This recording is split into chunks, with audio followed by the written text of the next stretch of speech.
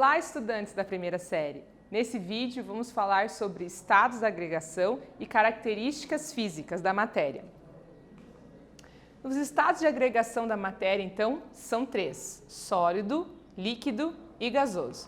Agora, nós vamos dar mais detalhes sobre o estado líquido. O estado líquido tem forma definida e volume variável.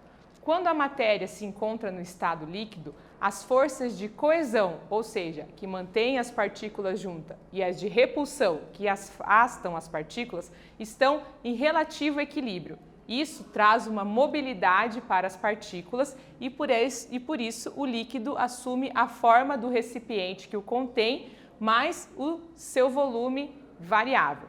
Por exemplo, se você coloca 1 litro de água numa jarra retangular, esse litro de água vai assumir o formato retangular. Se a jarra for circular, ela vai assumir o formato circular. A jarra pode até ter uma capacidade de 5 litros, mas se você colocar 1 litro de água dentro dela, esse 1 litro vai até a marcação ali de 1 litro da sua jarra. Então, microscopicamente falando, a gente pode observar que as partículas que compõem a matéria no estado líquido têm uma maior mobilidade, porque forças de coesão e forças de repulsão se encontram em equilíbrio. Diferente do estado sólido, onde essa força de coesão é muito maior do que da repulsão, as partículas têm um movimento somente vibracional. Aqui no líquido, com esse equilíbrio, a gente tem a possibilidade de uma mobilidade dessas partículas. Os líquidos possuem uma característica, uma propriedade física muito interessante, que é a viscosidade. Nos líquidos, essa viscosidade é a resistência que eles têm de escoar ou escorrer sobre uma determinada superfície e uma temperatura.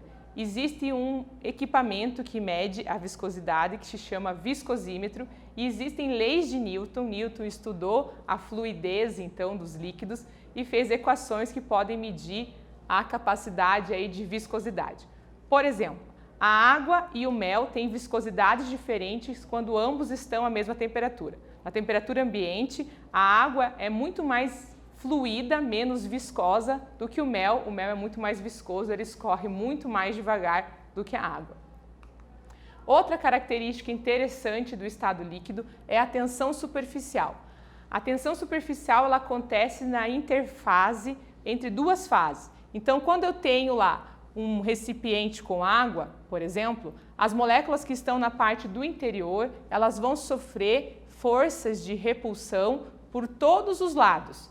Já aquelas que estão na superfície, elas vão sofrer essas forças, essas interações, somente nas laterais e embaixo, tendo então a parte de cima sem nenhuma interação. Isso faz com que a parte superior se comporte como se fosse uma membrana plástica.